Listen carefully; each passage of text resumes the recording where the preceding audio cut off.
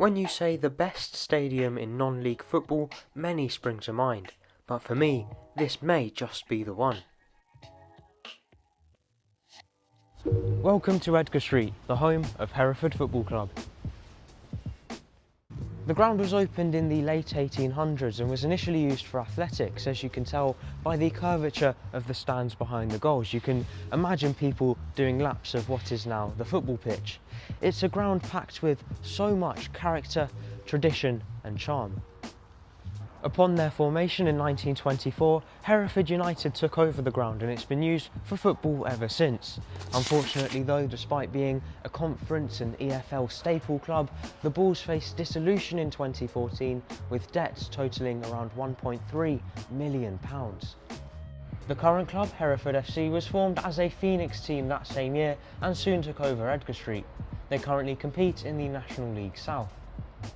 The ground has a capacity of around 5,200, but saw a record crowd of over 18,000 in 1958, when Hereford took on Sheffield Wednesday in the FA Cup. This stadium is one of those where you just say, they don't make them like this anymore. It has so many striking features, starting upwards with the floodlights. These towers were first installed in 1953, although unfortunately from this season onwards, smaller LED lights will be used instead, as they're more sustainable. This means that soon 3 of the current old-fashioned floodlights will be demolished, but 1 is set to be saved. Network communication firms 3 and EE have submitted plans to use this floodlight as a telecoms tower, which will preserve such a great part of this stadium.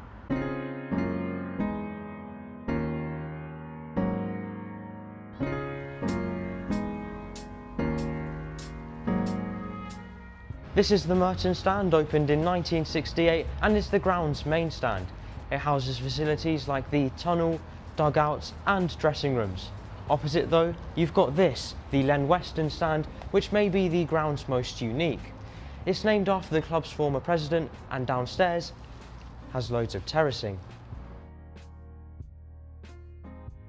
But upstairs you've got 4 rows of seats. Now I must say these are very steep. You can see the gap between my knee and the seat in front, but it does mean that you get a lovely view of the pitch, and the reason for this steepness is because this is a super skinny stand. A major road, the A49, runs behind it, and so there wasn't really much space to expand or make it any bigger, so they've made do, and once again you get a lovely view. Behind one goal is the classic Meadow End terrace that fits 1,400 fans, which is where most of the vocal supporters stand. And up the other end of the pitch is the Blackfriars Street end, which is similar to the Meadow End terrace, but due to its age and safety concerns has been shut for several years. Many different redevelopment plans for the stand have been drawn up, but so far none have gone ahead. One included a cinema, whilst the most recent one was set to feature 400 student rooms for the local university. Well, we've come upstairs and as you can see behind the black fencing, the stand is completely gone. It was demolished last summer in June 2024, getting ready for the new stand to be built.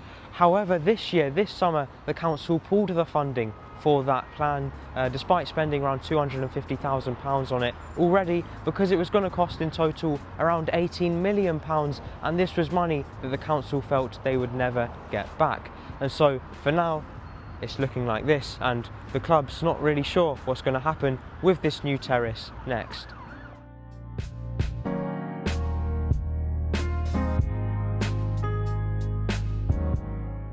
The ground as a whole is just fantastic. I wish more stadiums were still like this nowadays, but it's great that we at least have non-league football where some of these older gems are kept. Thank you to Emma for arranging my day here. Thank you for watching, and I'll see you in the next one. Bye.